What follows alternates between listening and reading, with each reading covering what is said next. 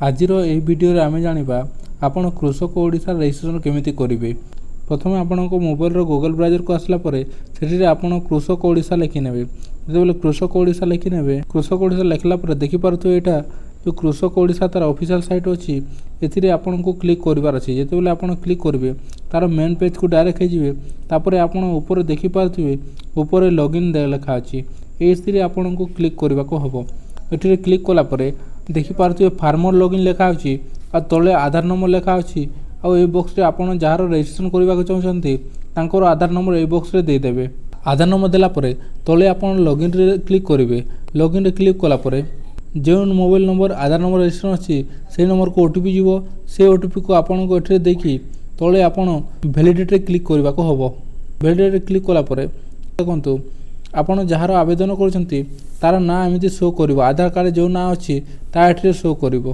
तापर कोन करिवे आपण ए अपडेट प्रोफाइल लेखा अछि एथिरे क्लिक करनेबे। अपडेट प्रोफाइल क्लिक कला परे प्रथमे आपण कोन देबे। प्रथम देखंतु आपण को डेमोग्राफिक डिटेल देबे, तापर बैंक डिटेल्स, तापर ऑक्युपेशन डिटेल देबे। देखंतु एथिरे एप्लिकेंट ना तार आधार नाम ऑलरेडी आसी जाईछि। तापर देखंतु तळे आपण तांकर बापा नाम देबे। एथिरे आपण जेंडर चयन करिवे। जेंडर चयन कला परे तळे आधार कार्ड अनुसार आपण को एथिरे date of birth month year एथिरे चयन करबा को पड़िबो। तापर तळको आसबे। तळको आसला परे ए जो नंबर अछि ए प्राइमरी नंबर सेटा ऑलरेडी अछि। तापर वेरीफाई रे आपण क्लिक करके वेरीफाई करनेबे। तापर तळे देखि पारथिबे एथिरे ओन मोबाइल नंबर अछि सेठी आपण को यस रे क्लिक करबार अछि। तळको आसला परे आपण सेकेंडरी मोबाइल नंबर देबा को चाहले दे पारिबे, किंतु न देले मध्ये चलिबो। तापर तळे देखि पारथिबे मैरिटल स्टेटस विवाहित ना अनमेरिड अछन्ती सेटा देबे। तापर तळे तांकर सोशल कैटेगरी माने से केउ कैटेगरी बिलोंग्स करछन्ती ताहा आपण एठरे चयन करिवे। तापर यदि आपण चाहिले एसटीसी होइतांती ताले आपण कास्ट सर्टिफिकेट मध्ये दे पारिबे। तापर तळको आसबे। तळको आसला परे तांकर रेजिडेंशियल डिटेल जाकि डिस्ट्रिक्ट ब्लॉक तांकर जीपी ए सब आपण चयन करिवे। तापर तळे रे आपण कोन करिवे ए विलेज ता चयन करिवे। तापर तांकर एड्रेस एठरे कि लिखिबे आधार कार्ड अनुसार। एवं तळको आसला परे एठरे आपण देखि पारथिबे जे फोटो देइछि ए फोटो रे अपलोड लिखा अछि। ए अपलोड रे आपण को जो फोटो देबा को चाहछन सेही तारिख रे एठरे अपलोड करनेबे। कला पर देखंतु तळे आपण देखि पारथिबे तळे सेव एंड कंटिन्यू लिखा अछि। एठरे आपण क्लिक करिवे। जेबेले सेव एंड कंटिन्यू क्लिक करिवे याको आपण को यस करबा को पड़िबो। यस करला परे आपण को नेक्स्ट स्टेप रे देखाबो। देखंतु रेकॉर्डटा सेव हे गला। तापर एठरे आपण ओके रे क्लिक करके ओके रे क्लिक कला पर बैंक डिटेल देबे। एते हिताधिकारी को तार बैंक रो आईएफएससी कोड देबे। तापर देखंतु तापर ब्रांच टा चयन करबे। ब्रांच चयन कला पर एथिरे अकाउंट नंबर मध्ये देबे। अकाउंट नंबर देला परे नाटी ऑटोमेटिक चयन हेबो। तापर अकाउंट टाइप सेविंग ना करेंट ना जनरल ता आपण एथिरे चयन करिवे। तापर देखंतु आपण जहार अकाउंट देचंती सेटा आपण चयन करिवे। जदि आपणकर अकाउंट नै ताले आपणकर हस्बैंड जदि महिला आवेदन करछंती ताहेले तांकर हस्बैंड किंबा आ परिवार अन्य कहार मध्ये दे पारिबे। ए सब डॉक्यूमेंट देला परे तळे सेव एंड कंटिन्यू लिखा अछि। एठिरे आपण को क्लिक करबा को हबो। एतेबे जे क्लिक करिवे तापर देखंतु एमते पॉपअप आसी एठिरे मध्ये यस करबा को पड़िबो। एथिरे जेतले यस करिवे यस कला पर रेकॉर्डटा सेव हे गला। याको मध्ये ओके करनेबे। ओके कला पर देखंतु तार occupation details type of crop cultivation आमे एटा लैंड होल्डर देबे। आपण जदि शेयर क्रॉपर बा टेनेंट ताले एटा मध्ये दे पारे। जेतु एटा गुडी जन लैंड होल्डर तेनु करे आमे लैंड होल्डर रे क्लिक करिछु। तापर देखंतु एठिरे एग्रीकल्चर लेबर रे आपण दे पारिबे को टाइप रो जेटरे कि आपण दे पारिबे। देखंतु गोटे अछि मेन आ मार्जिनल। तो आम एठिरे मु मेन एग्रीकल्चर लेबर चयन करछि। तापर देखो एक्टिविटी रे crop production, animal production, fishing, forestry अछि। आपण एठिरे जो चाष करजंती ताहा क्रॉप कल्टीवेशन चयन कर दे पारिबे। जदि आपण को घरे पशु पालन करजंती छेली, मेंढा, गरु, गाई ए सब जदि पालन करजंती ताले आपण एनिमल प्रोडक्शन रे क्लिक करिकि मध्ये ता डिटेल्स मध्ये दे पारिबे।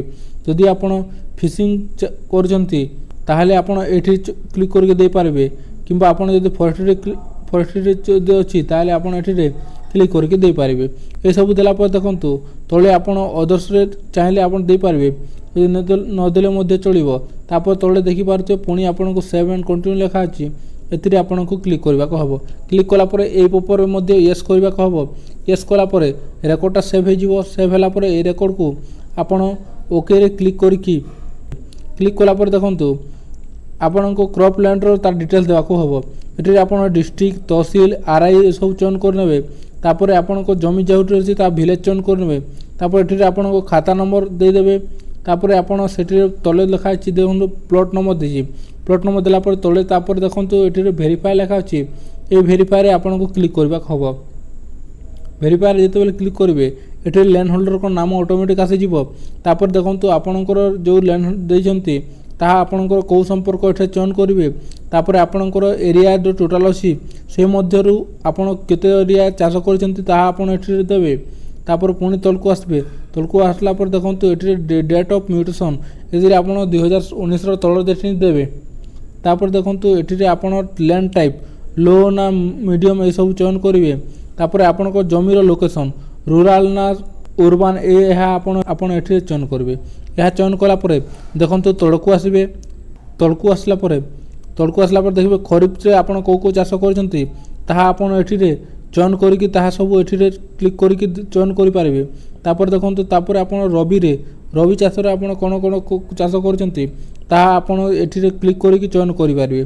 तापर आपण समर रे मध्य केउ सब चाष करचंती सेटा आपण एठी चयन करबे। तापर तळको आसबे देखि पारथिबे एटा एक्सेस ऑफ इरिगेशन आपण इरिगेशन टा कोन यह आपण एठी चयन करिवे। तापर देखंतु आ पुणी तळको आसबे। तळको आसला पर आपण एठी चाहिले आ मध्य प्लस रे क्लिक करिकि आ मध्य प्लॉट ऐड करि पारिबे। तो एठी रे आपण पुणी थरे से सेम डिटेल्स देकी आपण प्लॉट टा ऐड करनेबे। आ कोन को चाष करचंती से सब चयन कला परे तळको आसबे। तळको आसला पर देखंतु एठी रे ऐड मोर प्लॉट लिखा अछि। ए सब क्लिक करिकि आपण पुणी आपण चाहिले नुआ प्लॉट मध्य ऐड करि पारिबे। तापर देखंतु तळे एठी रे आपण फार्मर प्रैक्टिस रे आपण चाहउनी ताले यस करिवे। ताले जदि चाहुनांती ताले नो करिवे। तापर देखंतु आपण को पाखा जदि कोनसी इक्विपमेंट अछि ताले आपण चाहिले एठी रे क्लिक करिकि आपण इक्विपमेंट जहा भी अछि रोटावेटर दाल मिल ग्राउंड नट डिगर लेजर ए सब जहा अछि चयन करि पारिबे। जदि नाही ताले नॉट एबल रे क्लिक करि पारिबे। ए सब क्लिक कला परे तळे आपण देखि पारबे सेव एंड कंटिन्यू लिखा अछि। एथिरे 7 कंटिन्यू रे क्लिक करनेबे। 7 कंटिन्यू क्लिक कला पर पॉपअप आसला। पॉपअप रे मध्ये यस करिवे। यस कला परे आपनको रेकॉर्डटा सक्सेसफुली सेव हे जिवो। तापर देखंतु ए जो डिक्लेरेशन अछि एथिरे आपण जे एसटीसी होतंती ताले आपण कास्ट सर्टिफिकेट मध्ये अपलोड करि पारिबे। अन्य वर्गर होइतले न कले मध्ये चलिबो। तापर ए जो बॉक्स रे आपण स्टिक करिकि लास्ट फाइनल सबमिट रे क्लिक करबा को हबो। जते सबमिट रे क्लिक करिवे तापर ए पॉपअप को मध्ये यस करिवे। यस कला परे आपनको देखंतु सक्सेसफुली आपनको फार्मर रजिस्ट्रेशन हाई गला। ए आपण देखि पातो एठी एप्लिकेशन आईडी आपनकर सक्सेसफुली जनरेट हे सारिछि। या चाहिले आपण डाउनलोड मध्ये करि पारे पीडीएफ फॉर्मेट रे किबा एप्लिकेशन मध्ये डाउनलोड करि पारिबे। एमिति आपण 2026 रे कृषक ओडिशा पोर्टल रे आपण निजे मोबाइल रे ही आवेदन करि पारिबे। बंधुगण मन रखंतु जदि आपण कृषक ओडिशा पोर्टल रे रजिस्ट्रेशन करि नांती ताले आपण सीएम किसान पीएम किसान टंका ए सब टंका पाइबे नाही। तेनु करी जदि आवेदन करूछंती किंबा आवेदन करबा पूर्वरु आपण कृषक ओडिशा पोर्टल रे रजिस्ट्रेशन कर नियंतु। जहा फल रे आपण सीएम किसान बा पीएम किसान टंका सीधासलख भाव रे आपण अकाउंट रे पाइबे। आ गोटे कथा हला जे आपण अकाउंट जदि डीबीटी लिंक नाही ताहले आपण डीबीटी लिंक कर नियंतु। कारण आपण जानिथिबे ओडिशा सरकार को किंबा केंद्र सरकार को जो सब योजना टंका आसे ताहा डीबीटी माध्यम रे सीधासलख भाव रे बेनिफिशियरी को तांकर अकाउंट को आसी जाय। तेणुक आपण अकाउंट को फुल कैश करने सहित डीबीटी लिंक मध्य करने। वीडियोटी भल लगी गोटे लाइक करने। और संपर्क जदि किए करना ताहले तांको ए वीडियोटा शेयर करने जहाँफल कि से देखिकी निज मोबाइल रजिस्ट्रेशन करें।